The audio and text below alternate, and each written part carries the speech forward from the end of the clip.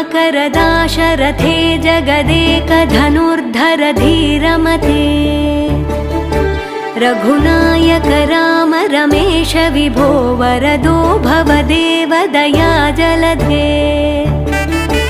अवनीतनया कमनीयकरं रजनीकर चारुमुखाम्बुरुहम् रजनीचर राजतमो मिहिरं महनीयमहं रघुराममये सुमुखं सुहृदं सुलभं सुखदं स्वनुजं च सुखाय ममोघशरम्